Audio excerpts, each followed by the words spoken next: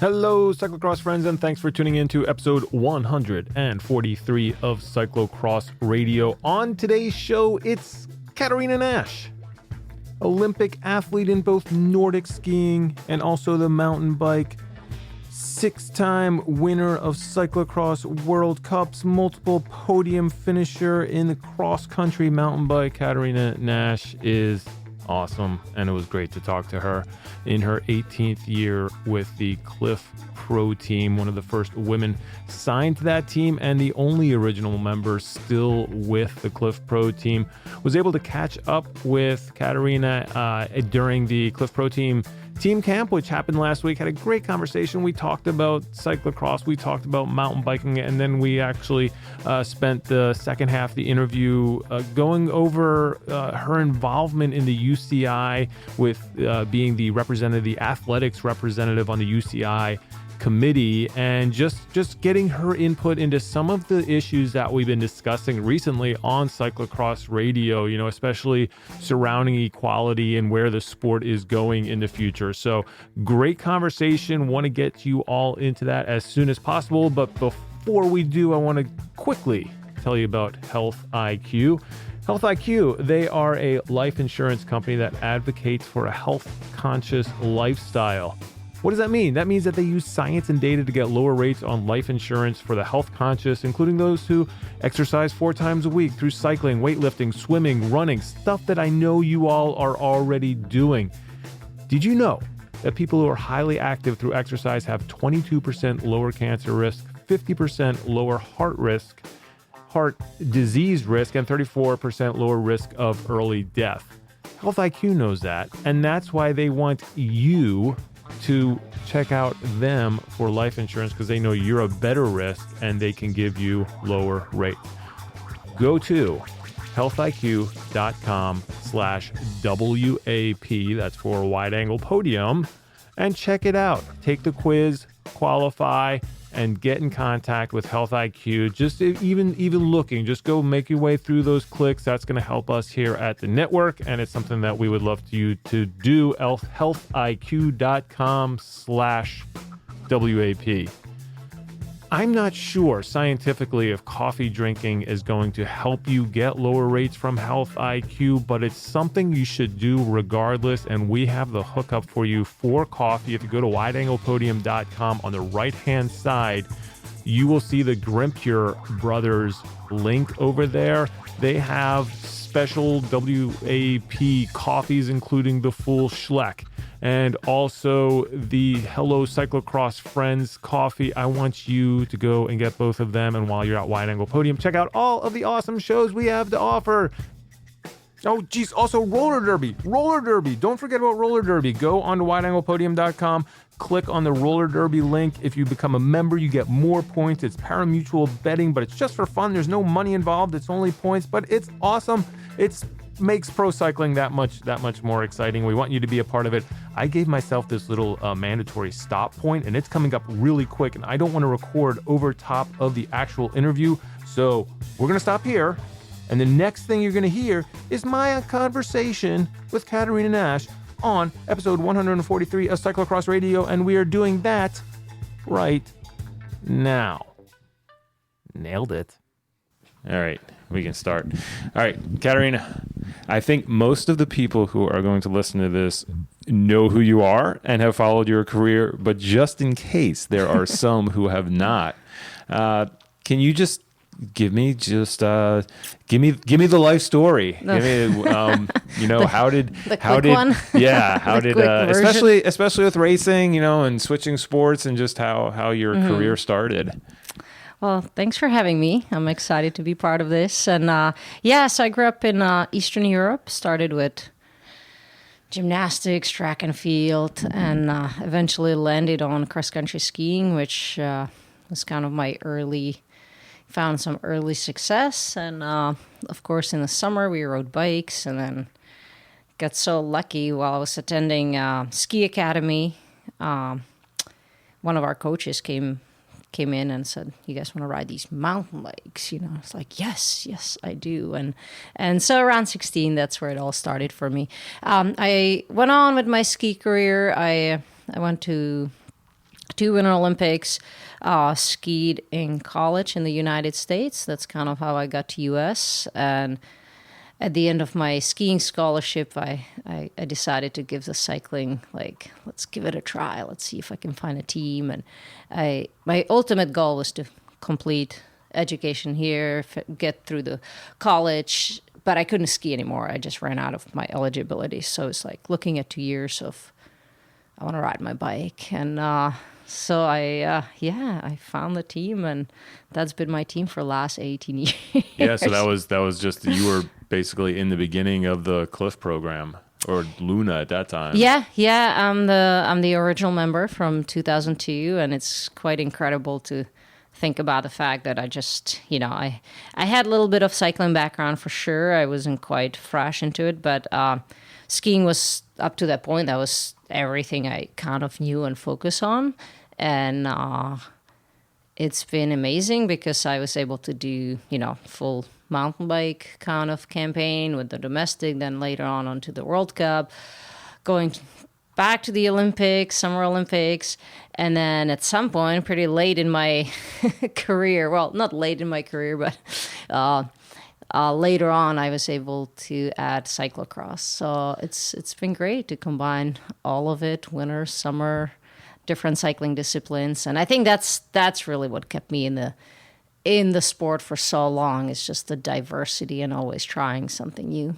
Yeah, and that's what it was like, trying something new. And we see it actually more on the women's side with the men switching from one discipline to the other. But when did you first become aware of cyclocross, and how was that something that you said, hey, maybe that's something I should give a shot? Well, it's funny because growing up in Czech Republic, obviously cyclocross always been on TV, and like your weekends, definitely you check all the sports, and they do really, the Czech TV does really good job covering all kinds of sports, but cyclocross was always there. So I remember watching cross, and just there wasn't women's cyclocross back then, So then I moved to the United States and joined Luna. And I think the very first year, Alison Dunlap was heading to nationals and doing a few cross races after the mountain bike season. I was like, hold on, what are you doing? Like, I couldn't believe. And she's like, oh yeah, we've had it going on here for years. And so then it still took me a few more years until essentially Georgia came along in 2006, and she already did a year or two of cyclocross racing on top of her mountain bike season. And that was around the time that my team was sort of adding Xterra, and they were like, you guys, can you do more on top of this mountain biking? And I was like, I'm not going to go swimming, so can I do cyclocross? And so we headed out with Georgia and the team to first race in, I think it was Gloucester.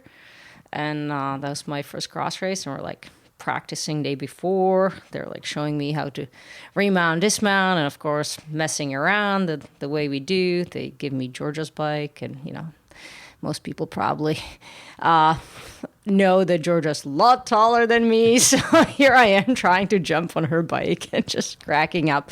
But regardless of all that, I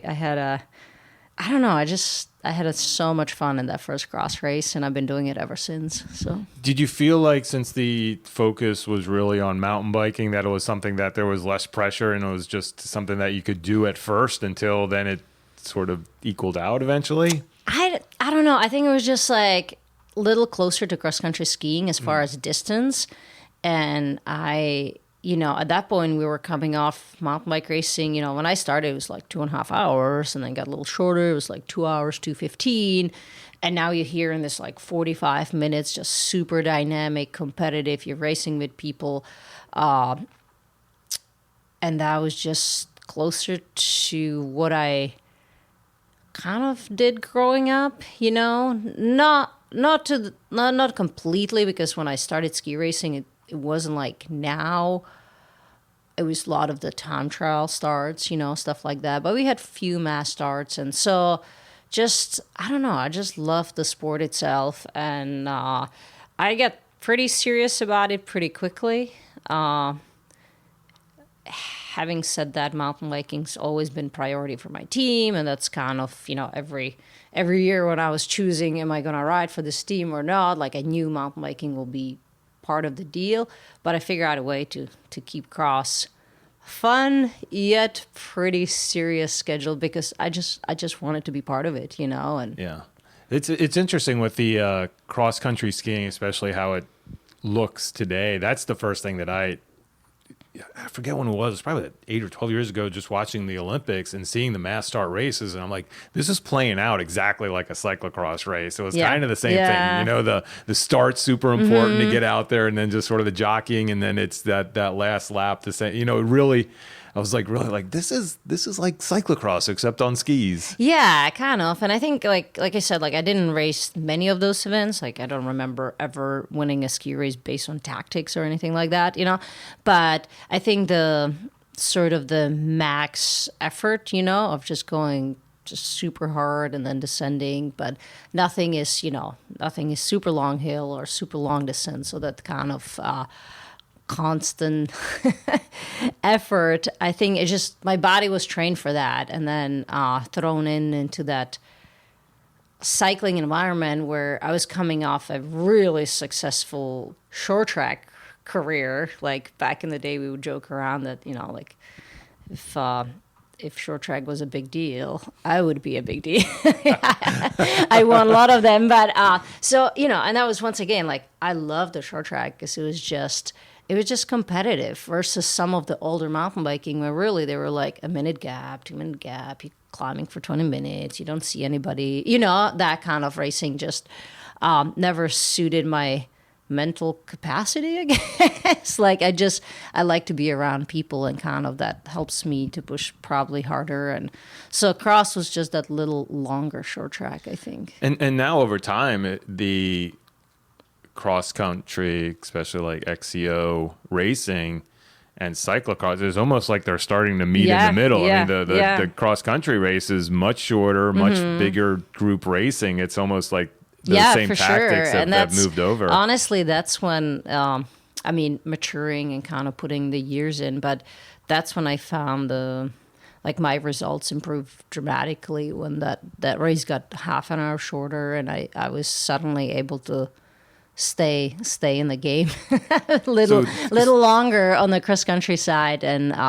most of my best results came later in my career. Yeah, so it sounds like you like to be sort of in the thick of the competition. It's not just sort of put your head down and go, but sort of racing against other people. Yeah, it's funny because I've done everything, including Leadville. Like I've got through it, and it's like I'm capable of doing that. Like I have the years of training and the endurance, but it's just really I just get bored after a few hours. I like to go hard for a little bit and then be done with it. And so I like all of it, but like gearing up for 100 miles, that to me is just like not that exciting.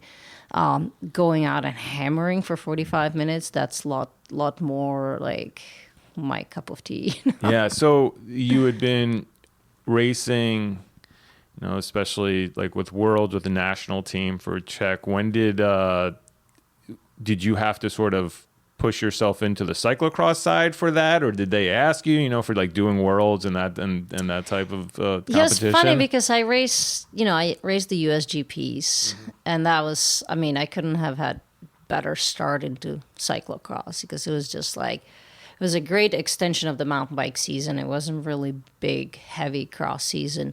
Yet those 4 weekends we did, those 8 races, it was just enough to kind of really get a feel for cross, and then the courses were so fun and diverse, and the series was run so well. So we're like, oh my god, now we're like making all this money and winning more races, and so everything about it was just I was hooked.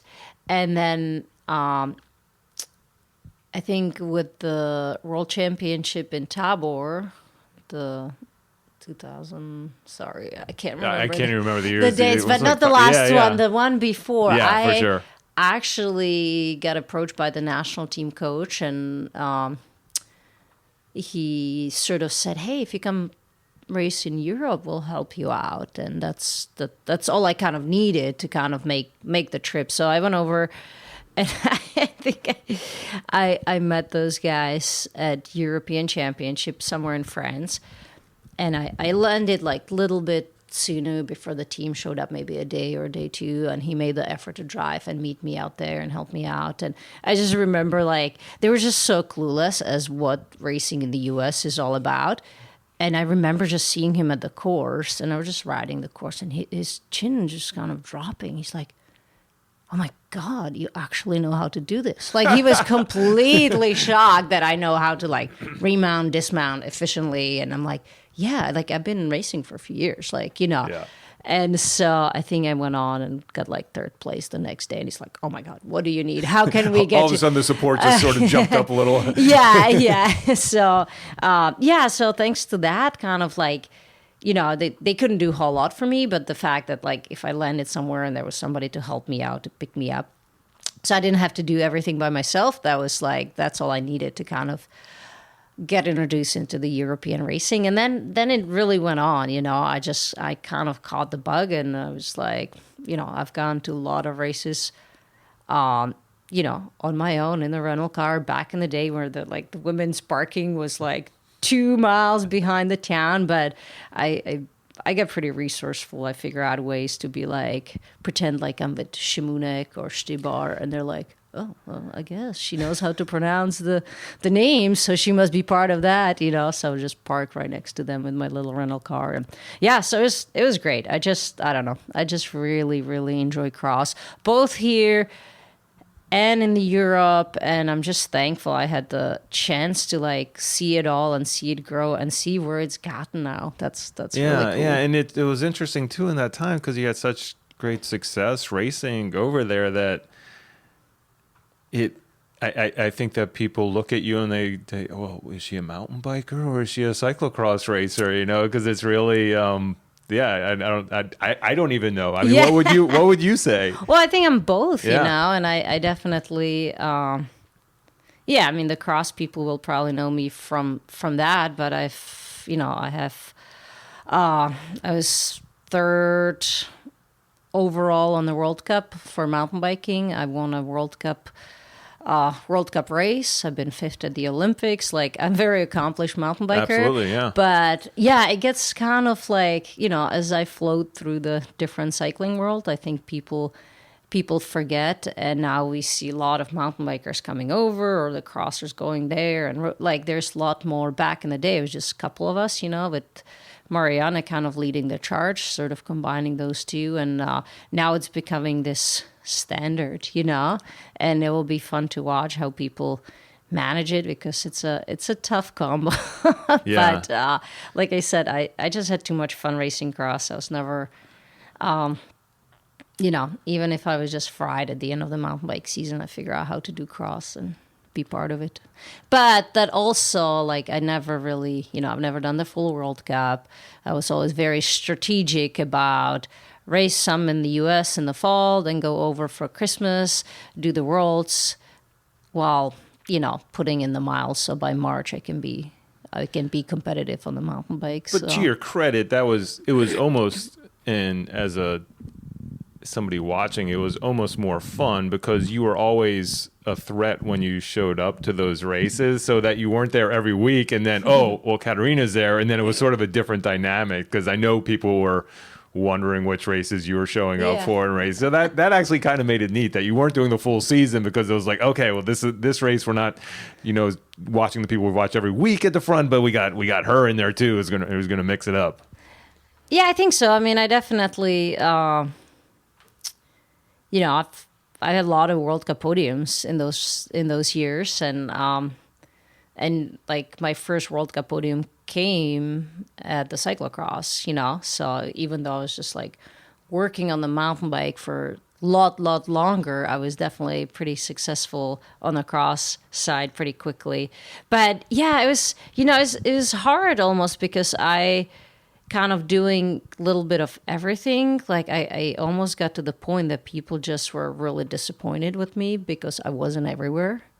And, you know, including the national team, that, they could help me a little bit in the pits and stuff, but not financially. So they didn't quite understand, like, why you're not coming for European World Championship. I'm like, buy me a ticket, I might, but probably not. So, so it was just like funny because people were like, well, you like, what, you do your own schedule or what? Like, you just float around, I'm like, yeah, but I kind of like, I already have a full season of mountain biking that's always been focus of Cliff Pro Team or Luna Pro Team. And that's what I, when you sign the contract, that's what you're choosing. So, I had to make sure I did a good job there, and for a good chunk of there I could kind of go back and forth, but then as you get older you're like, oh, okay, I gotta slow down a little bit, and that's kind of what I've been doing the last few years. What about not to go back to this, but I am curious just about the last time Worlds were in the Czech Republic.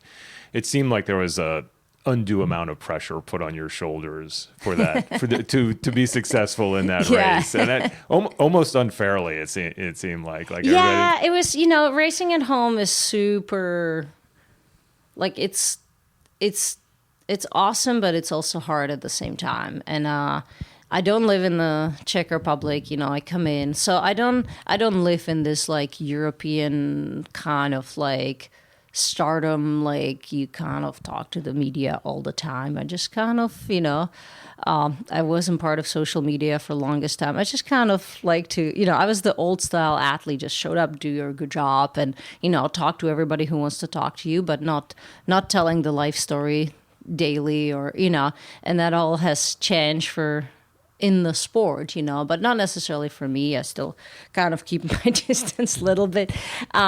So yeah, every time I just landed in Czech, it was just like this, and I can handle it, like it for sure. But what happened in Tabor, the second time around was just essentially Stybar didn't race, and then they were like, oh, who's the next person we can kind of do this, and so I was super prepared. I did really good job.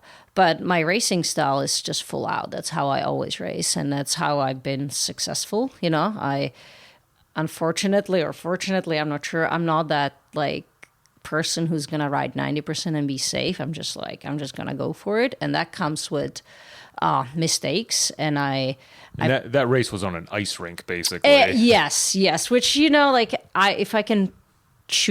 if I could eliminate one thing from cyclocross, it would be just ice. I'm like, why aren't we skiing? But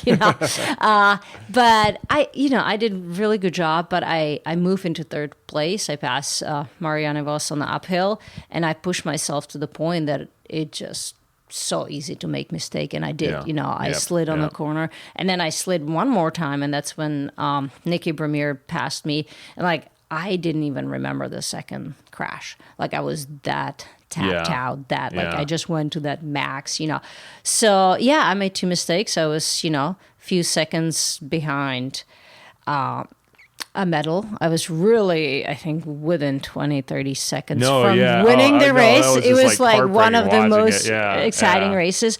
But, it's just like I've dealt with that mentality. It's all about winning, and the media is there.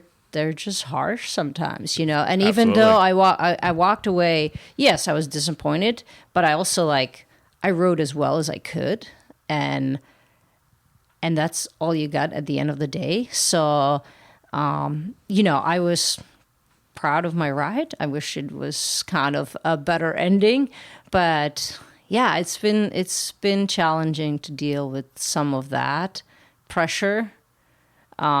Just because I feel like you didn't perform to the standard. What I found is a lot of times that fans and also the media take these losses harder than the actual athletes do. Well, I don't think so, because the athletes there doing the work. Yeah, it's heartbreaking. Going to London for me and not having a good race, it was heartbreaking. I was like, I'm never going to the Olympics again, So they may feel that way, but I think the athletes are more rational. They know it could happen, Of course, we enter every race with the possibility of you going out there to win it, but with every week throughout your life, throughout your career, every race, you kind of have to build this immune system of like, not everything's going to go according to plan. And how do I deal with that? And honestly, like that's been big positive for my career because I'm pretty hard on myself, but it only lasts for a little bit. And then I go into the mode. What do I take from it and how can I get better? And that's why you see progression in my career later into my years, because I just finished so many mountain bike season, quite frustrated that I was like, what do I need to do to come back and be better? And I did for most years. I just come back and I'm either same or a little better or just kind of up there, so. Yeah. No, that's huge. Like that mental part of it is such a big part that I think people discount sometimes when they shouldn't.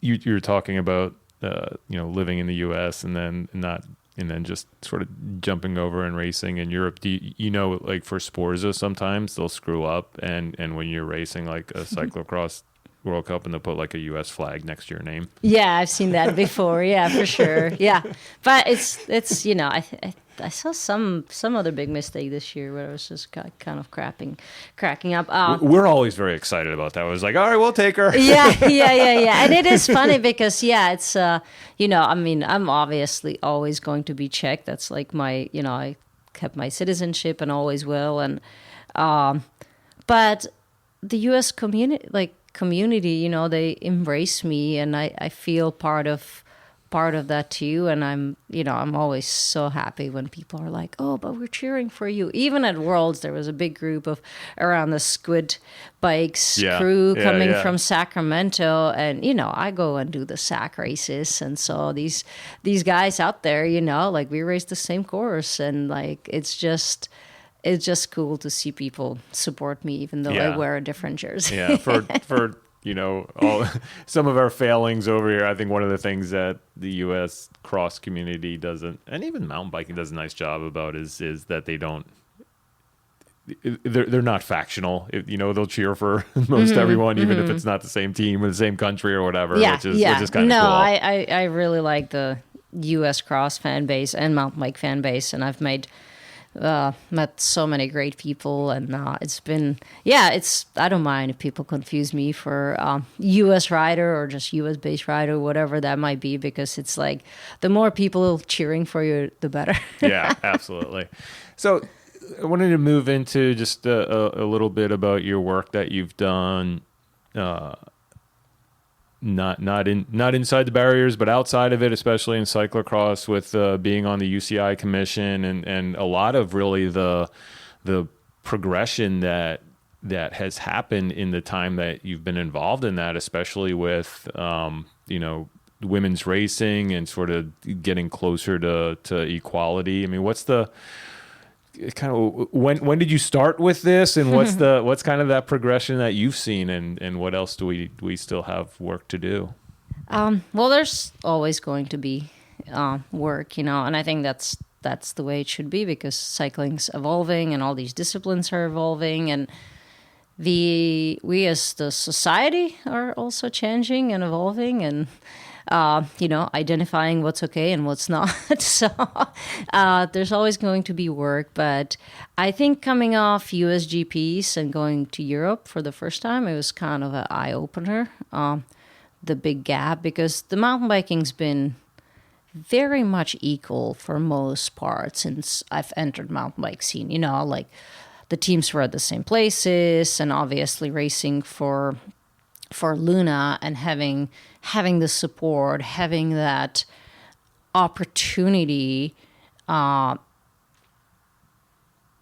was just shocking to go to Europe and not having the parking there, and not, having 1/10 of what the men were making, and but we still did it. Even the schedule used to be awful, where the women were racing like 8 a.m. and then the men were racing at 2 p.m. or something. Right. Yeah. So, and I don't remember all the details, to be honest, but so that was kind of the eye opener. And then Georgia was sort of the one that started the competition in the US and sort of kind of got things rolling. And so it was just like I think people weren't even aware, I mean, I wasn't aware of all the rules when I was racing USGP because we were just treated equally. I think USGP paid equal prize money from early on in the series. So we were just like, oh, this is cross. And then suddenly that went away. And it was pretty obvious that the UCI rules weren't set up that way. And so, yeah, then you start just kind of doing little things here and there. And so my decision to do a little bit more, because I always felt like, I've had great opportunities with Luna, and I was able to do a lot of things as a female athlete, hopefully inspiring other teams to support women. And so when the opportunity came up to run for the Athletes Commission, I was like, I should probably give back, because up to this point I was, apart from the little things, I was really just focused on my racing, because I had the chance, I had the team behind me and I could do it. And so I was like, I don't race in Europe that much. I don't really have the tight connection with the European racers as I do with the US riders. So probably nobody's going to vote for me, but I'm going to, it's just going to feel good and I just do it. And then I got elected and it kind of spiraled into other things. I was added to the Cyclocross Commission, and then I ended up winning essentially the vote for the Athletes Commission to elect the president, which put me on the Management Commission.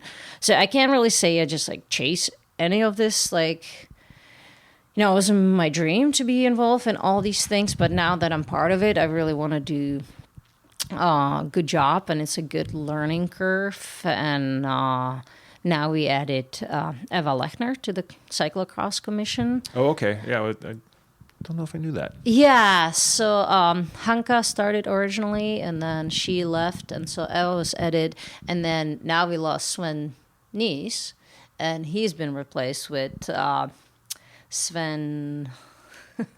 He's a national team coach. Oh, Van Tornau. Yes. So, so we had a little bit of,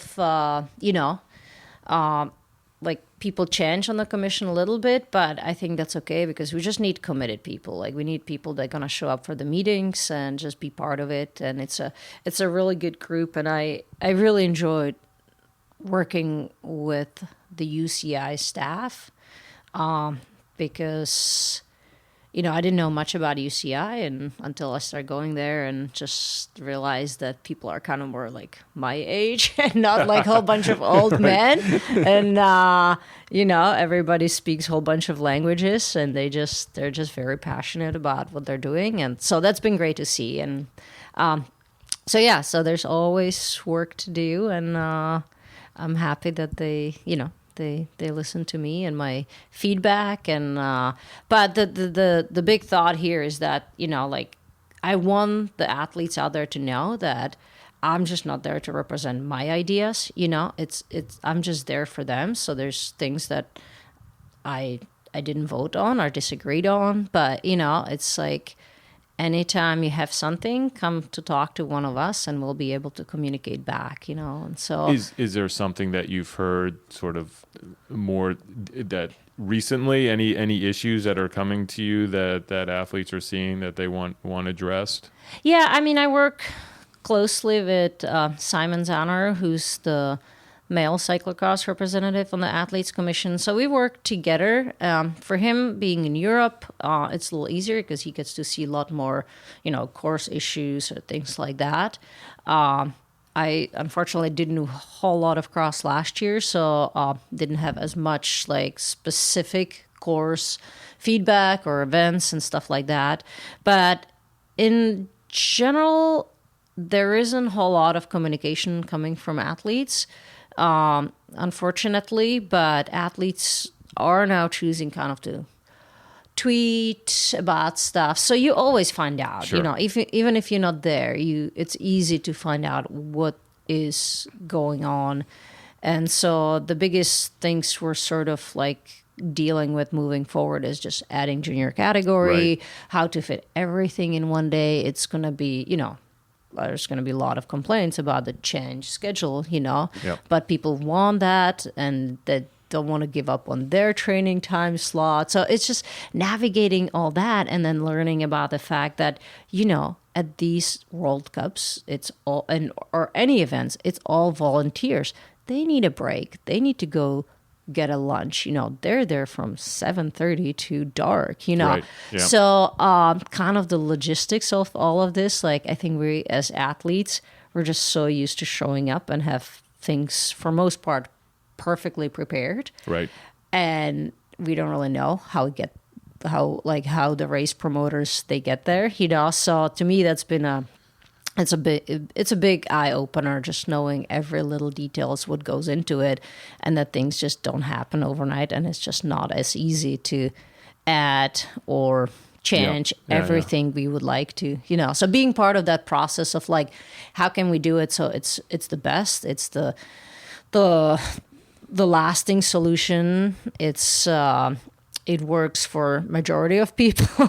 All those issues, that's what we deal with all the time. Yeah, one of the funny things for us, especially those of us who promote races in the U.S., and we hear about this, about the adding a junior women's race, and how there's not going to be enough time, and because that'll be 6 races during the day, and we're like, we have 15 races during the day. We start at 7:30 in the morning and are going until the whole day, and every masters category and everything else is like, you can do 6. Yeah, 6 is possible. For sure. And that's why we have Brooke Watts on the commission, and it's great because his perspective is so different than the athletes or the UCI, and it's great that we can sit down and figure it out and understand that process from different perspective. Yeah, and then we'll have, I guess it's another 2 years, and then World Cup prize money will sort of gradiate up to where it's all equal, which is great. The one thing that I saw recently and was making a little bit of a stink over was the team requirements, with where it used to be you had to have one woman on a UCI cyclocross team, and now the rule this year in that little memorandum they sent out said one woman and one man. Right. And so, but it sounds like that may change, or there may be exceptions, or do you have any insight into what's going on with that? I was in a conversation with actually John from Czech and Peter from the UCI, and as far as I know, that was the suggested future, but there might have been changes to that. I understand why they would want to keep it kind of like, if we're going to focus so much on the women's equality, we got to do, we have to be equal across the board. So I kind of get it, but at the same time, there's been, obviously coming from Luna, all women's team, we just had all these sponsors and kind of the ideology behind the team, and that would be a bummer to take it away from teams that want to do that, have all women specific team, but I do understand how it's not completely fair, and we're talking the UCI registered team, right? Like if you have a cross team, you're fine. You're completely fine. You can do whatever. It's just if you want to have that status of the UCI registered team. So I honestly don't know anything about the exceptions. We didn't discuss that at the last commission. So I guess my looking at it is, I can understand why in a perfect world, if everybody started equal, you want to continue being equal, but it seems like there's still, we've had men's only teams for so long that they sort of have a running head start on it, and that time may come where you where you want everything, or even I think that somebody mentioned to me, which I could see, the time comes where where all boats are equal, and then you can say, okay, if you want to have an all men's team again, fine. If you want to have an all women's team again, fine.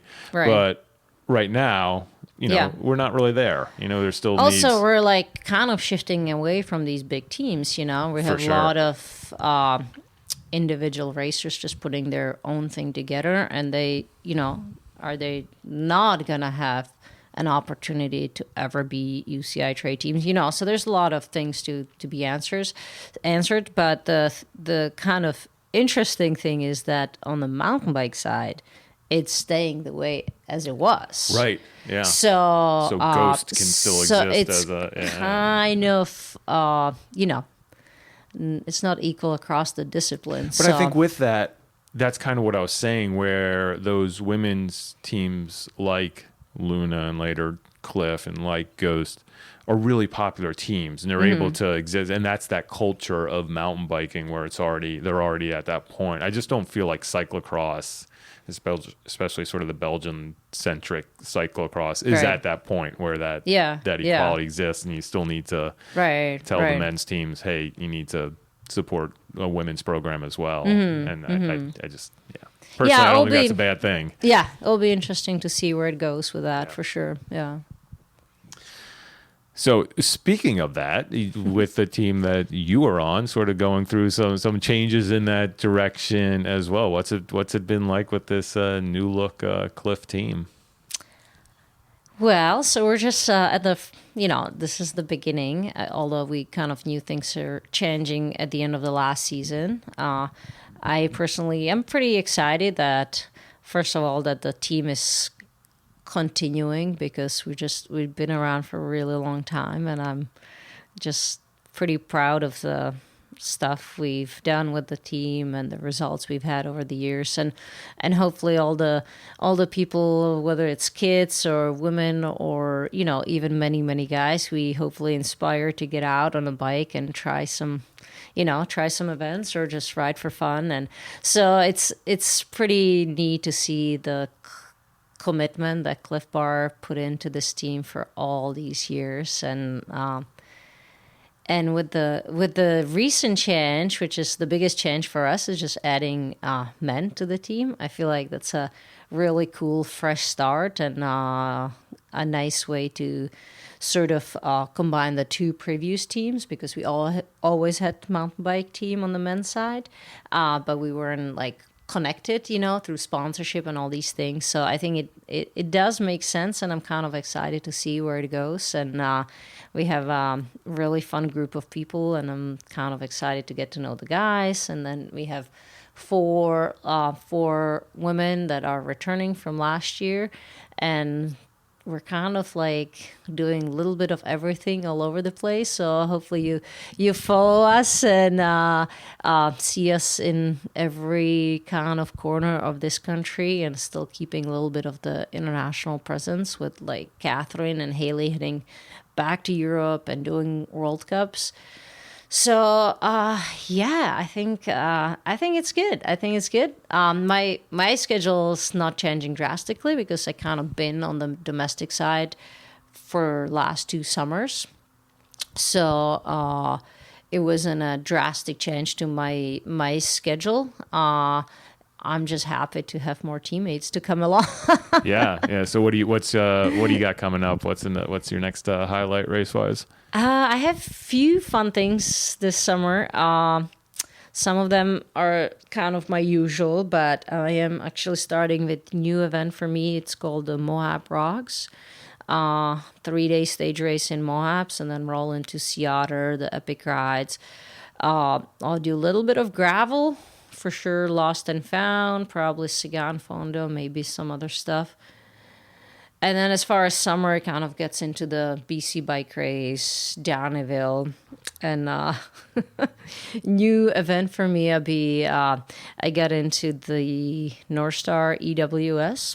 Oh, so fantastic! I'll be doing some enduroing this summer and preparing for that. So I'm pretty excited. Great. And then as far as the late summer, early fall cyclocross season, that's kind of still something we're gonna work on. The schedule is not set in stone. We're typically kind of focus on the mountain biking and then sort of shift the gear later on. So I don't really have a set schedule for that, but there's a lot of events between now and then. So awesome. Well, we'll look forward to following you throughout the season, and thanks so much for taking the time to chat. Yeah, thanks for having me.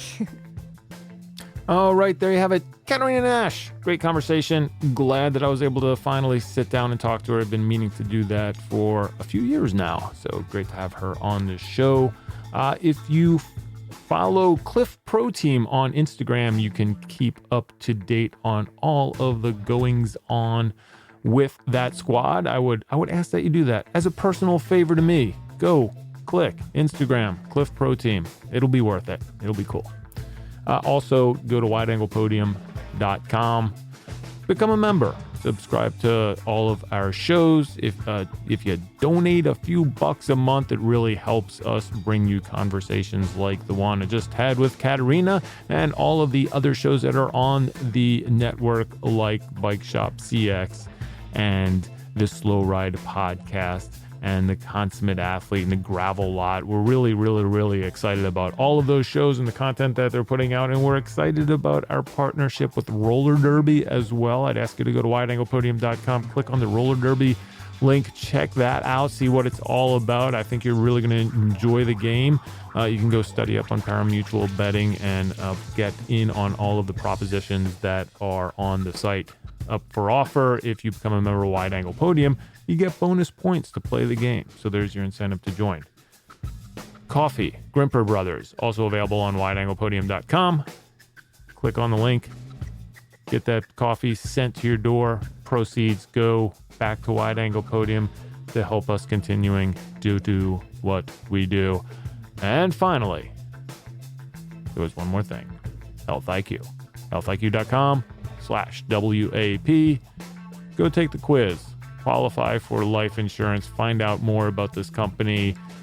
If you are shopping around for life insurance, they are going to get you lower rates. healthiq.com/WAP. See you next time, cyclocross friends.